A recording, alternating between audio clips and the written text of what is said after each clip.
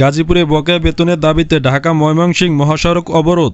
August মাসের বকেয়া বেতনের দাবিতে গাজীপুরের কলম্বিয়া এলাকায় ঢাকা ময়মনসিংহ মহাসড়ক অবরোধ করে বিক্ষোভ করেছেন পোশাক তৈরির একটি প্রতিষ্ঠানের শ্রমিকেরা। আজ শনিবার সকাল 10:45টার দিকে এ বিক্ষোভ শুরু করেন তারা।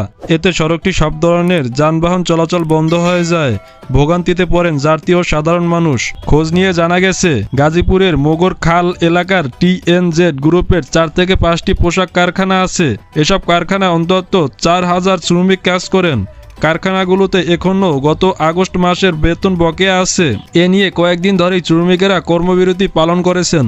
বেতনের দাবিতে 14 সেপ্টেম্বর কারখানার সামনে বিক্ষোভ করেন তারা, কিন্তু তারপরেও কারখানা কর্তৃপক্ষ বেতন পরিশোধ করেননি।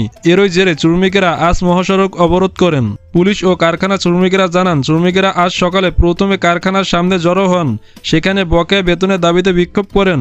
পরে মিছিল নিয়ে এসে নগরের কলম্বিয়া এলাকায় ঢাকা ময়মনসিংহ মহাসড়ক অবরোধ করেন। তারা সড়কে সব ধরনের যানবাহন চলাচল বন্ধ করে দিয়েছেন। এতে ভোগান্তিতে পড়েছেন সাধারণ যাত্রীরা। খবর পেয়ে পুলিশ ও সেনাবাহিনী সদস্যরা ঘটনাস্থলে এসে সকাল 10:30টার দিকে শ্রমিকদের সড়ক থেকে বুঝিয়ে সরিয়ে দেন। 10:30টার পর থেকে মহাসড়কে যানবাহন চলাচল শুরু হয়। TNZ অ্যাপারেলস লিমিটেড কারখানার শ্রমিক মোহাম্মদ রিয়াদ হোসেন প্রথম আলোকে বলেন, স্যাররা আমাদের কোনো মাসেই ঠিকমতো বেতন দেন না। প্রতি মাসেই এমন আন্দোলন কইরা বেতন নেওয়া লাগে। 14 তারিখ আন্দোলন করার পর কারখানার মাসিক কইসে 2-1 দিনের মধ্যেই বেতন দিব, কিন্তু এরপর আর কোনো খবর নাই। এখনো বেতন দেয় নাই। ঘর ভাড়া খাওয়ান খরচ নিয়ে খুব বেকায়দায় আছি।